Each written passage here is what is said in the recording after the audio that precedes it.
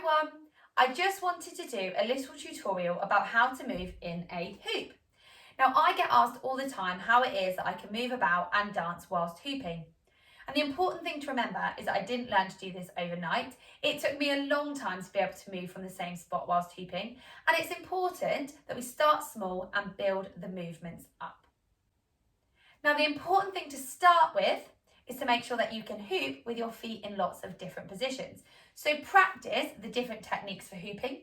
I have tutorials for these, so if you need pointing in the right direction, do let me know. So we can practice some side to side hooping. Now the reason that we need to practice different types of hooping is because we need to get used to the shift in weight that our feet are doing. So whilst I am doing this side to side hooping, as my hip comes over, my weight is on the outside of this left foot.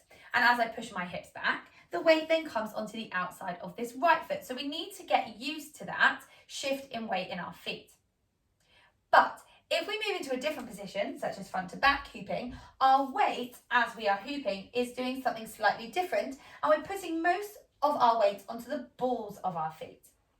If we bring our feet together whilst hooping, obviously you can stop the hoop and bring your feet together, but if you practice some feet together hooping, that's slightly different again because we're not shifting our weight from one foot to the other. Instead, we're shifting our weight from the front of our foot to the back. And the reason it's important to have all of these techniques is that when we're moving around in the hoop, our weight is being put onto different parts of our feet all the time. And so we need to make sure that we've got that balance and that coordination, and we are used to holding our body weight on that part of our foot when we're hooping. So that's really important. Next, we are ready to start thinking about moving our feet a little bit. It could be that for the time being, you are only able to do a tiny little step with each foot. It may be that you're only able to do a little step with one foot, but keep practicing it and keep practicing those different positions with your feet, and it will start to build up. Once you are able to do slightly bigger steps with your feet in the same spot, you're then ready to start thinking about moving. When moving with the hoop, the best thing to do is to move in the direction that your hoop is spinning. So here, my hoop is spinning to the left. So the best thing for me to do is leave my left foot on the floor, take my right foot and take a small step. Get the balance back, maintain the hoop, and then take another one. You may find that you need to just shift your weight slightly on that left foot. So as we bring the right foot round, you may just need to do a quick tap with that foot just to get it back into a comfortable position. But you can gradually start to step with the hoop. Now, if your hoop is spinning the other way, so if I spin the hoop to the right, you're going to do the same thing again, but you're going to plant your right foot on the floor and step your left foot round, shifting your weight on that right foot if you need to, okay, as you go round. The reason that it's easier to move in the same direction as the hoop is that it kind of slows the hoop down and gives you that bit more time to move with the hoop.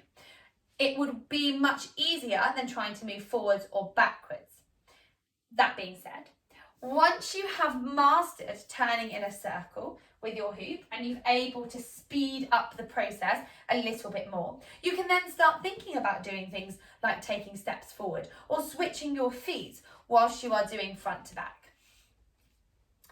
Then you can start to add more things in. You can start to lift your knees as you are hooping. Okay, you can start trying to do some side steps, perhaps put some music on and just step to the side. And you'll find, as with most things with hooping, you do tend to get this light bulb moment where suddenly you feel so much more comfortable at moving inside the hoop. But you will from time to time still drop it. I'm not ashamed to say that sometimes I push myself too far to do new moves inside my hoop and it falls to the floor. But it's all part of the process and all part of the fun, and you just pick it up, smile and carry on. Good luck with your hoop dancing and hoop moving. Please let me know how you get on by tagging me in your posts. I cannot wait to see, and I'll see you all soon.